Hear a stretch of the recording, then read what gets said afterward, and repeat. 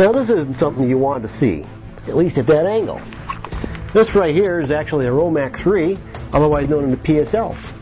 Now, someone requested that I do a review on the SVD. Well, I don't own an SVD, and not a lot of people do, because they're extremely hard to get a hold of, and even if you do, they're extremely expensive. Well, this right here was the ROMAK, and this was originally purchased right from Inner Ordnance as the SSG-97. This is 7.62 by 54R. This one right here has had a few upgrades. And I say that because, well, the forearm, that right there is SVD.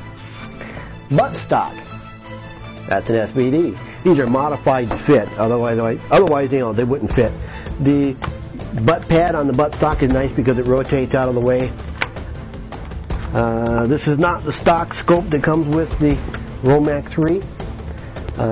This right here is the POSP. This is the 3x9x42 and is otherwise basically known as just the zoom scope. This is a bullet drop compensating scope. It's a fantastic scope. Now, let's start out here. As you can see, it has a flash hider. The gas system is basically a stretched out AK on the PSL.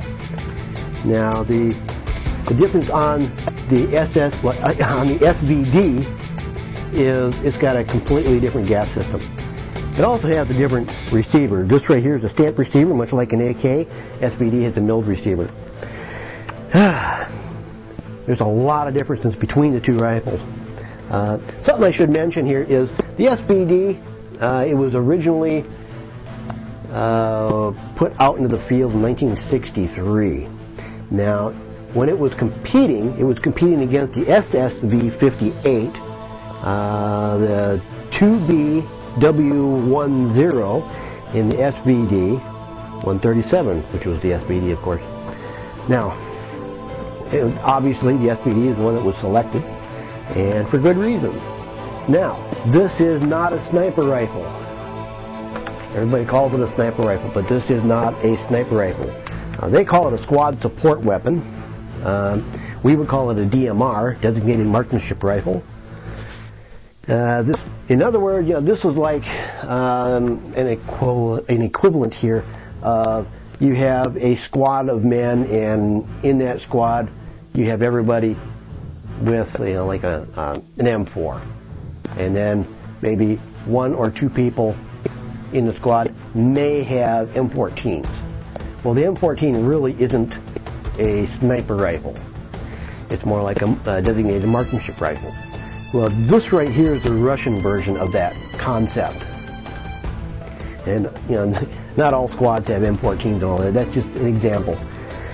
Now, this right here, being the PSL, normally, like I said, normally the stock would not fit. It had to be specially modified so it would fit. Any scope that will fit the PSL also typically fits the ROMAK. Anything that fits the ROMAK PSL also fits the dragonov, which is the SVD. Too many acronyms. The accuracy of these weapons, well, they're not all that great. Typically, anywhere from 2 minutes of angle to 4 minutes of angle, depending on the ammunition, the rifle, and the shooter. Not extremely accurate, but you're talking about big AKs. That's basically, they're still big AKs. Even though the SVD has a milled receiver, and there's people go ahead and they still say, well, the SVD has a milled receiver and the AK has a stamped receiver, so they're nothing alike. I hear that over and over and over again. People, the AK actually had, at one time, a milled receiver. So, you know, don't even get into that argument. It makes no sense at all. Now, this right here, basically, it's big AK, like I said. You know, it's a big AK with a scope on it and 24-inch barrel. They weigh about 10 pounds. They're not real light.